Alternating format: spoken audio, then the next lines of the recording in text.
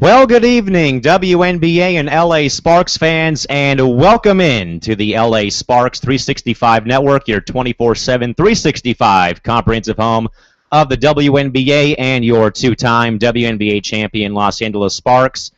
And folks, it is a very somber day here on the network because today we begin our off-season programming. So it was a very fun summer, folks. We'll get to all that as well, but we are here, folks, on WNBA 365 for the first of a triple header tonight, folks. Of course, we have FIBA 365 coming up at the bottom of the hour, and of course, at 10 o'clock, back over to Blog Talk Radio for episode 6 already of WNBA Radio, alongside Chris Romancy via Apple's FaceTime like normal.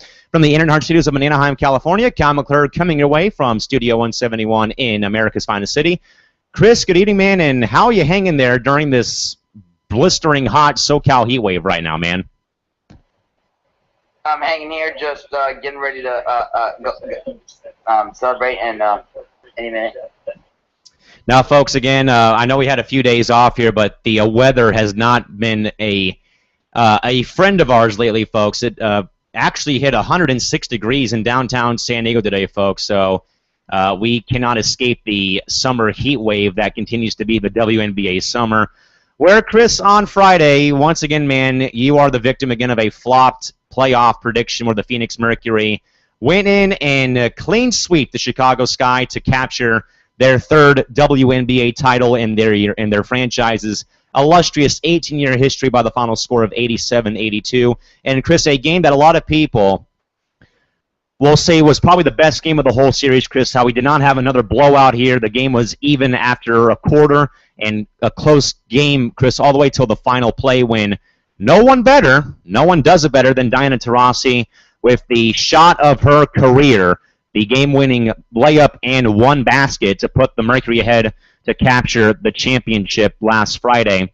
Chris, a game I think that a lot of people will not forget because it was, for one, Chris, not a blowout like we saw in games 1 and 2, but a game that was very competitive, Chris, in a series, that's going to go down, it's probably one of the best, Chris, but above all, man, the better team, though, won the series, Chris. Your lasting thoughts about seeing the 3-game series that was the 2014 WNBA Finals wrap-up on Friday in Chicago, Illinois? It was a great game, Game 3, between both teams, and just the Mercury, just a clean sweep. Folks, the Mercury with the victory, of course, chalked up their third WNBA title in the franchise's 18-year history. That now moves them into a tie for second place all-time with the Detroit, now Tulsa Shock at 3 titles. In case you're wondering, folks, the list of champions across the WNBA, of course, all-time still remains the Houston Comets at 4. Detroit and Phoenix, Detroit, Tulsa, and Phoenix now tied at 3 in second place. Then Los Angeles, Minnesota, Seattle with 2. And then Indiana and the defunct Sacramento Monarchs all with 1 championship under their belts. Chris, tonight, though, man, we're more so, okay, we know the season ended, Chris, but this is more so looking back, Chris, at the entire 2014 season as a whole, man. A lot of anticipation this year after what was a very promising 2013 season, Chris, in regards to the growth of the league on television, in-arena attendance, viewership on television, social media interaction.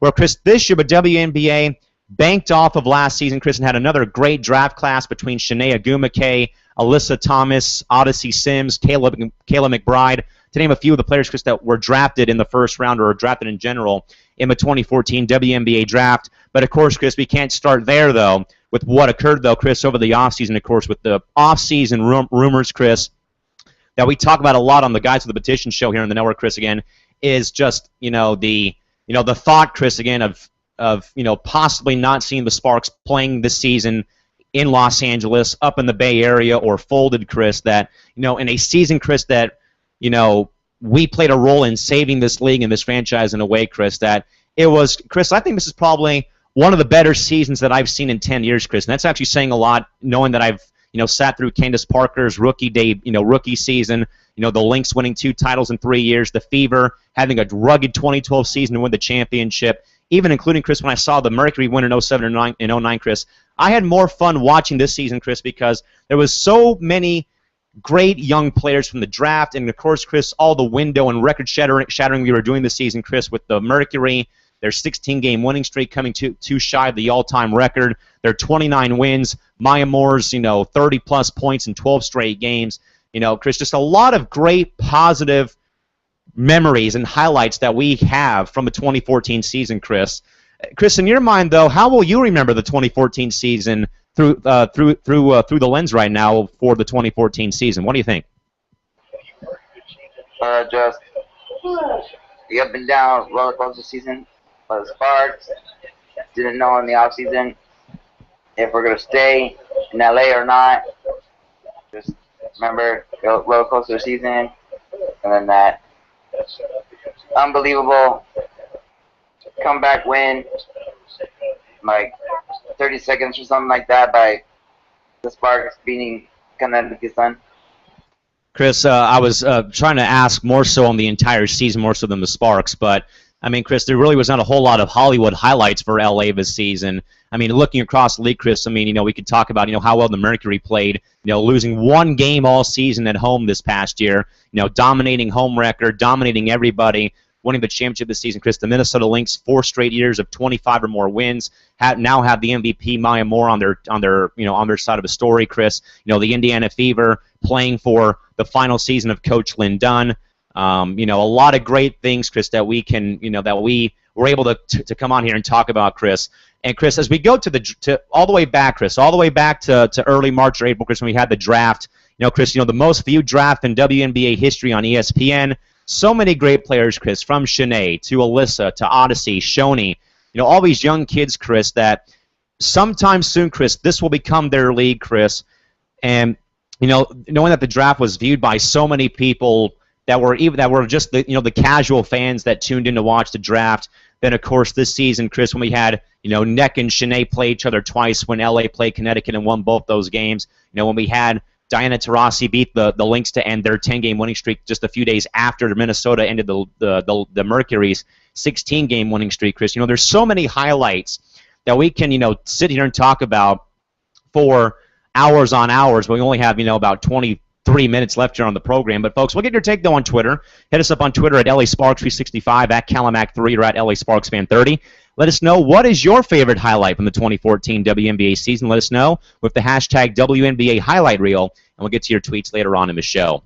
Chris, the Phoenix Mercury fan base, X Factor, a few of my friends are a part of it that live in Phoenix or live in Reno, Nevada. Chris, even my family that I met, or even my family that came out here for a brief few days from Phoenix was actually here to watch Game 2 with me out at a Chili's restaurant. And Chris, the Phoenix Mercury fan base, Chris, deserve everybody's gratitude for how they came out, Chris, in full X Factor force to come out and show their support for the Phoenix Mercury on Sunday when they had their victory rally at US Airways Center, Chris. I saw the photos from a few of my friends, Chris, and we're talking about a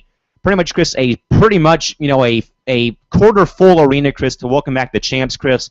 Also yesterday, Chris, the Mercury already unfurled their 2014 WNBA championship banner that will forever be in the rafters at US Airways Center to coincide with the retired numbers of the franchise, which is Michelle Timms, the great player from Australia in the early 90s, alongside the Arizona Rattlers of the Arena Football League. Sure, you got the Suns up there too, Chris, but Chris, it's so fun though, man, when you see a team win, that their fan base, has their back all the way through, Chris, through thick and thin, ups and downs, roller coasters of emotion, Chris, that at least I saw, Chris, basically a quarter of that arena sold out. One side of the arena, Chris, completely full of orange and purple and white to greet their hometown team after winning the title, Chris. I know you want to see that sometime soon in Anaheim if the Angels ever win the World Series again, or when the Ducks ever win the Stanley Cup again.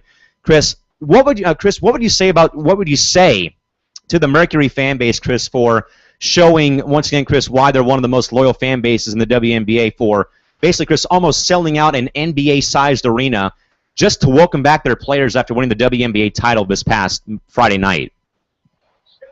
Just an awesome fan base of the Mercury. Just an awesome fan base.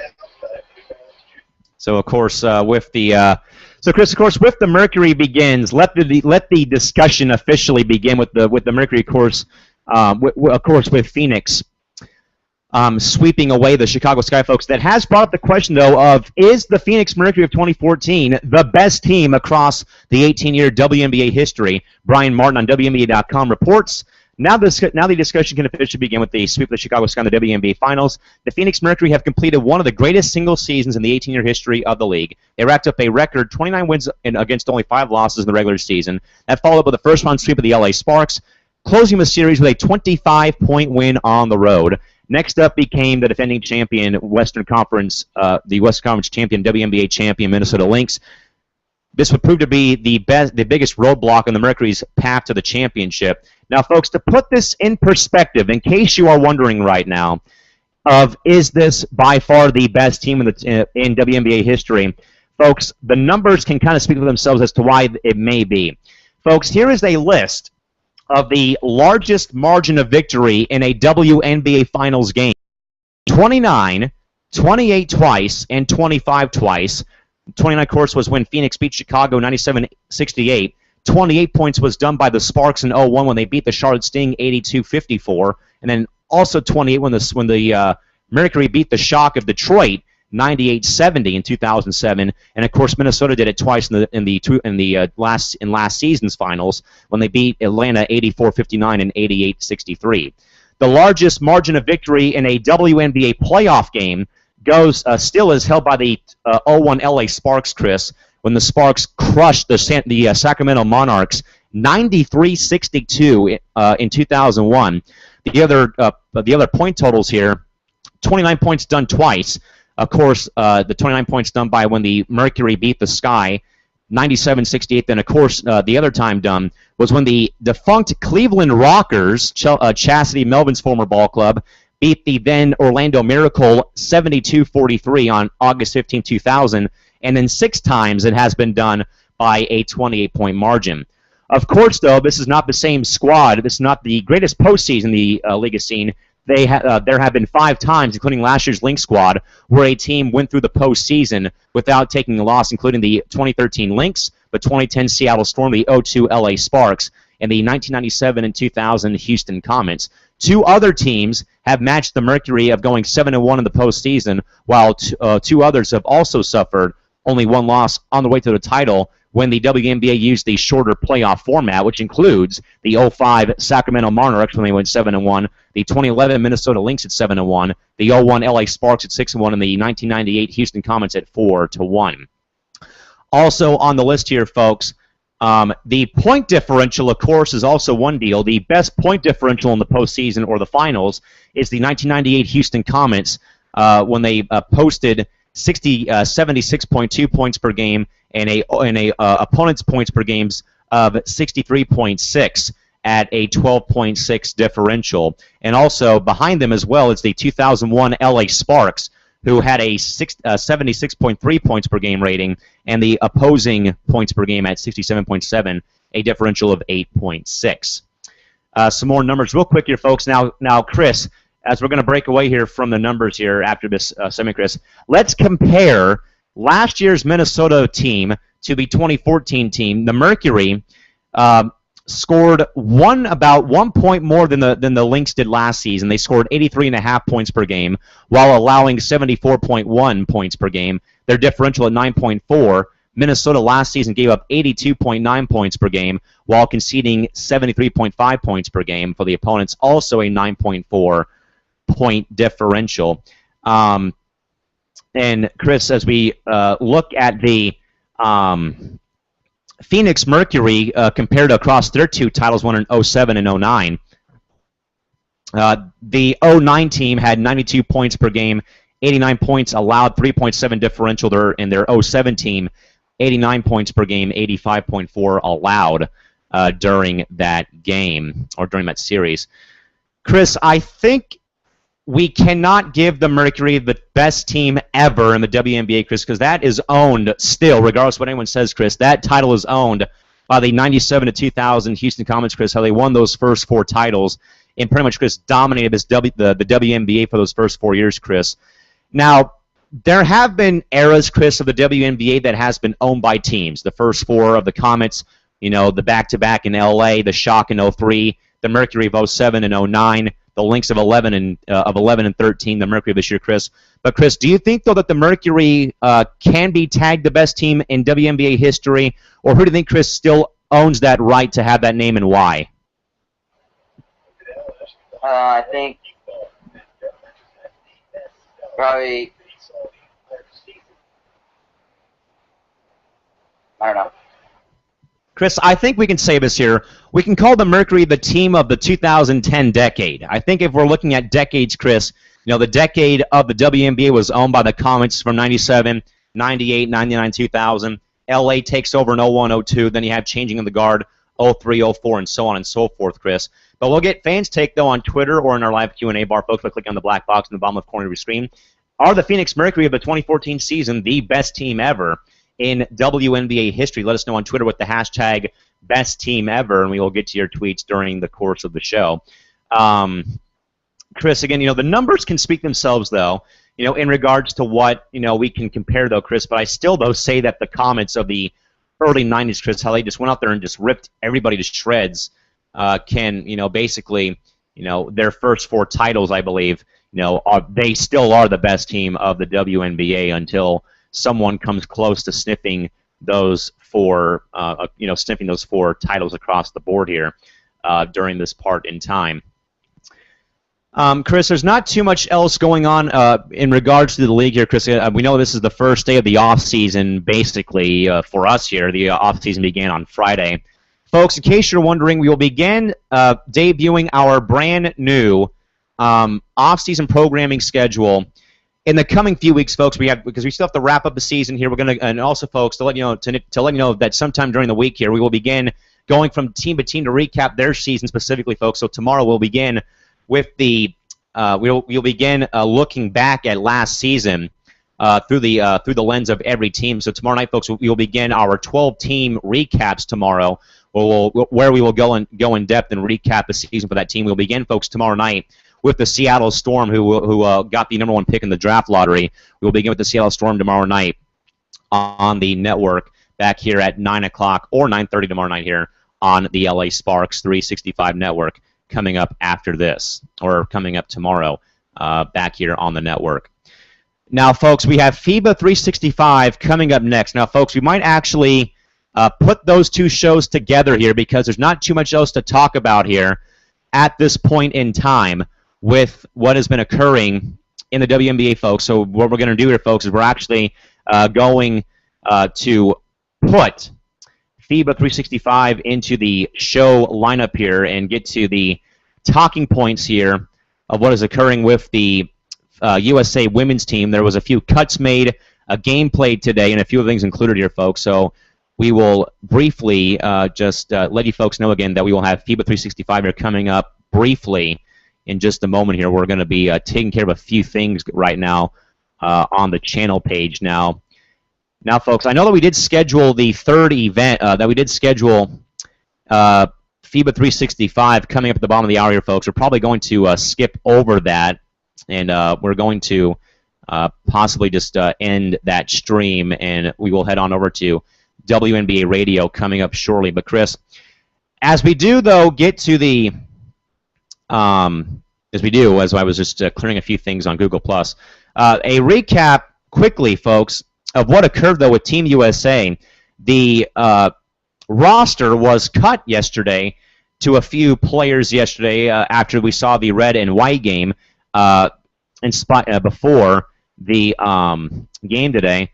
But, Chris, according to, whoa, this is a pretty cool name, according to USA Women's Basketball National Team Director Carol Callan, they announced a few cuts today, or last night, very late last night, of a few players that were exited, that were scratched off the roster last night. So here's what we know right now, folks, at this point in time. Traveling to Europe to compete in the France International Tournament in Paris as finalists for the 2014 World Championship team, the following players have qualified and have made the roster for the tournament coming up on the 19th to the 21st over in Paris, including Simone Augustus, Sue Bird, Tina Charles, Skylar Diggins, Stephanie Dolson, Jantel Lavender, Kayla McBride, Angel McCautry, Maya Moore, Nneka Ogwumike, Odyssey Sims, Brianna Stewart, and Lindsay Whalen also on their way out. Of course, and Chris, of course, also joining in as well because of the finals includes Dewana Bonner, Elena Deladon, Candice Dupree, Sylvia Fowles, Brittany Griner, Diana Taurasi, and Courtney Vandersloot. Cut off the roster, though, last night, folks. As what we gathered last night was the roster was trimmed for the USA women's team last night, which included the demotions last night of Danielle Robinson, Shanae Agumake, Bria Hartley, and one more player was also cut off the roster, but we do not know the final story of who was cut last night. I can actually go back and check TweetDeck real quick because that was a tweet that I believe we did favor or retweet, I believe, on the Sparks Twitter handle last night. But we did gather it was Bria Hartley, Shanae Agumake, Brianna January was who you missed, and Danielle Robinson, where they were all scratched off the roster for Team USA. And also tonight, folks, Team USA had their first game in a exhibition till with our great friends from the snowy white north. Team USA crushes Canada tonight. Tonight in Bridgeport, Connecticut, 71-56 in the final contest as LA Sparks forward Nneka Agumake led the way with a team-high 10 points, and Odyssey Sims from Tulsa had a game-high of 9 for Team USA. Chris, now as we go to the game, Chris, okay, you know, Canada not much of a threat, Chris, but Team USA, though, Chris, had a pretty rugged start to this game, Chris. They really were a bit cold tonight, starting this game early on here in this contest. But then, Chris, once they got the kinks worked out, Chris, that team put the pedal to the metal, Chris, and basically ran rapids all over Canada, Chris. Now, a 71-56 final score, Chris. Chris, going forward, what do you think here about this tournament going on in France, Chris, that they're going to be playing in? Again, Chris, that we have the roster in front of us here, Chris. Again, folks, the roster, which was cut to 13 players today, prior to the game, will include Augustus Bird Charles, Diggins Dolson Lavender, McBride McCautry Moore, Agumake Sims Stewart, and Whalen. Chris, as we look over the roster, man, okay, no Catchings, no Parker, but still, though, Chris, plenty of depth, though, man. What is your take right now on the current standing 13-woman roster going to play over in the France International Tournament over there in Paris coming up this upcoming weekend and going forward towards the FIBA tournament? Things to be good, rostered, and getting ready to start play. Now, again, folks, Team USA, is going to be partaking in the 2014 France International Tournament being held in Paris this Friday, Saturday, and Sunday.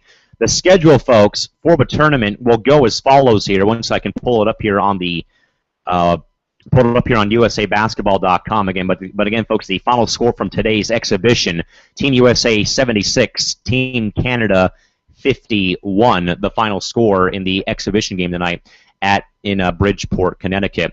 Chris, the schedule for the tournament, in case you folks are wondering, for this thing over in Paris, again, will take place once more from the 19th through the 21st. Now, again, the tournament begins on September 19th. Game time, by the way, folks, will be set for 8:30 a.m. Pacific, 11:30 a.m. Eastern, when Team USA takes on Australia on Friday. Saturday morning, they'll take on China at 8:30 a.m. Pacific, 11:30 Eastern. Then on Sunday, they will take on Paris, 10 a.m. Eastern, 7 a.m. Pacific, coming up on Sunday. And then on Tuesday, the 23rd, they'll take on the Czech Republic from Prague. Time of the game to be determined. And all the games, by the way, and folks, all the games for the FIBA tournament will be at 12:30 p.m. Pacific, 3:30 p.m. Eastern for the FIBA World Championship tournament. All right, Chris, we have a bit of a extended break here as we do cut out of here for the night. Chris, your last thoughts on the 2014 season. Excuse me. Ugh. On the season this year, Chris. Looking back at the entire year through a nutshell, or putting it in a nutshell, I should say, Chris. And also your thoughts about Team USA beating Canada tonight, Chris, as we get ready to go on over, Chris, to BTR for the 6th episode already, man, of Blog Talk Radio. Your last thoughts about the 2014 season, and also about Team USA's victory tonight over Team Canada. A great season for the 2014 WNBA season. Great all around. from the rookies and everything. Great season. And a great win for the USA in 3 games, and just great. Folks, in my view, again, the 2014 season is probably going to be the best season I've had the privilege to watch and cover as a sports writer or broadcaster in my tenures of covering the league. Again, with a great rookie class, so many records fell this season for the single season of wins, points per game, 30-plus points in consecutive games. A lot of great things happened, folks. 2 straight years, though, of record growth from the casual American sports fans that tune in to watch the WNBA in some small fashion. Great season, and again, you can only hope for the best, though, going forward in 2015. Now, again, folks, I know that we have FIBA 365 folks scheduled to come on the air next. We are going to be, folks, wiping that show off the board here, folks, because we basically do not have much else to talk about here right now here on the show, folks. So we'll take a extended break, folks. But as we do, folks, head on over, folks, to Blog Talk Radio. Coming up, folks, at 10 o'clock tonight will be Episode 6 already of WNBA Radio, folks, to recap the season, talk about Game 3 of the 2014 Finals. Again, asking the question again if the Mercury are the best team in WNBA history all time, and also we'll talk more about Team USA's victory over Canada, and, of course, more about the FIBA tournament as well. And again, folks, a program alert, folks. Tomorrow night we begin recapping the seasons of individual teams, folks. Again, tomorrow night we will recap the Seattle Storm season tomorrow night back here at 9 o'clock, back here on the LA Sparks 365 Network. And folks, till tomorrow night, have a safe night. Drive home safely. Thank you all for coming, and good night now. This has been the LA Sparks 365 Network. We are Sparks. We are LA. We are the WNBA. We'll see you fine, folks, tomorrow night back here at 9 o'clock again as we talk about the Seattle Storm season through the lens. See you folks tomorrow night. Bye-bye.